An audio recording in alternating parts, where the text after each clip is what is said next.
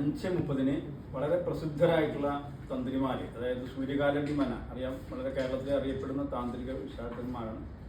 സൂര്യകാലടി മന ജയസൂര്യൻ ഭട്ടതിരിപ്പാടിൻ്റെ നേതൃത്വത്തിൽ വളരെ ഗംഭീരമായിട്ടുള്ള വിശ്വമംഗള മഹാഗണപതി ഹോമമാണ് ആദ്യത്തെ പ്രോഗ്രാം. നെക്സ്റ്റ് ഗുരുവായൂർ ക്ഷേത്രത്തിൻ്റെ നടയിൽ നിന്ന്, ഗുരുവായൂരപ്പൻ്റെ സന്നിധിയിൽ നിന്ന് ഈ പ്രോഗ്രാം നടക്കുന്ന മഞ്ജുളാലയത്തിലേക്ക്, മഞ്ജുളാലയം എന്ന് ഉദ്ദേശിക്കുന്നത് ഗുരുവായൂർ മുനിസിപ്പൽ ടൗൺ ഹാളാണ്.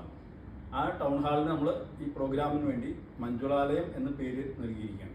ആ മഞ്ജുളാലയത്തിലേക്ക് ഘോഷയാത്രയുണ്ട്. നാരായണീയ ഗ്രന്ഥവും ഭഗവാന്റെ വിഗ്രഹവും അവിടേക്കുള്ള കൊളുത്താനുള്ള ദീപവും അവിടെ ഉയർത്താനുള്ള ധ്വജവും ഉൾപ്പെടെ ഒരു ഘോഷയാത്ര. ആ സമയത്ത് ശ്രീകൃഷ്ണ കോലാട്ടം എന്നുള്ള ഒരു വെറൈറ്റി ആയിട്ടുള്ള പ്രോഗ്രാം, ഇതുവരെ നമ്മുടെ അവിടെ അവതരിപ്പിക്കാത്തൊരു സംഭവം അവിടെ നടക്കും. അത് തൃപ്രയാറ് കൃഷ്ണാമൃതം ഗ്രൂപ്പാണ് അത് അവതരിപ്പിക്കുന്നത്. 60 പേരടങ്ങുന്ന ഒരു ലേഡീസിൻ്റെ വിങ്ങാണ്. അതിൽ 13 വയസ്സ് മുതൽ പ്രായമായ 80 വയസ്സ് വരെയുള്ള സ്ത്രീകളുടെ ഒരു വിങ്ങാണ് ആ പ്രോഗ്രാം അവതരിപ്പിക്കുന്നത്.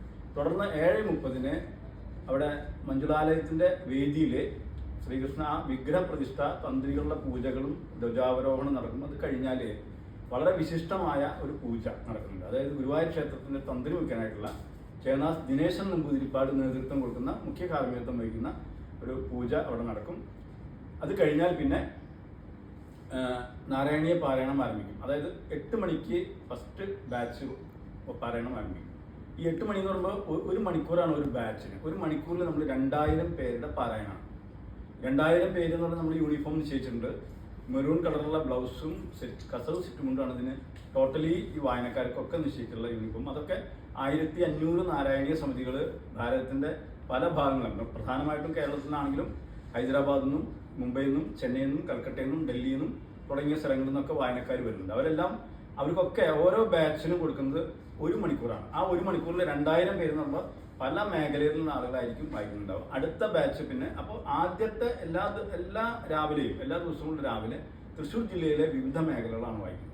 തുടർന്ന് പിന്നെ മറ്റ് ജില്ലകളും മറ്റ് സ്റ്റേറ്റിലുള്ള ആളുകളാണ്. അങ്ങനെ 5 സെഷനായിട്ട് ഓരോ ബാച്ചിലും 2000 പേര് വെച്ചിട്ട് വായനയ്ക്ക് മാത്രം പങ്കെടുക്കും. കൂടാതെ നമ്മൾ ഓരോ ദിവസവും 2 പ്രഭാഷണങ്ങൾ, വളരെ കരുത്തുറ്റ ആധ്യാത്മിക കാര്യങ്ങൾ വിശദീകരിക്കുന്ന 2 പ്രഭാഷണങ്ങൾ വെച്ചിട്ട് നമ്മൾ നിശ്ചയിച്ചിട്ടുണ്ട്. അതിലിപ്പോൾ പ്രധാനപ്പെട്ട പ്രഭാഷകരായിട്ടുള്ള ഡോക്ടർ ലക്ഷ്മി ശങ്കർ, അതേപോലെ വളരെ പ്രസിദ്ധരായിട്ടുള്ള ആളുകളൊക്കെ ഇതിൽ പങ്കെടുക്കുന്നുണ്ട്.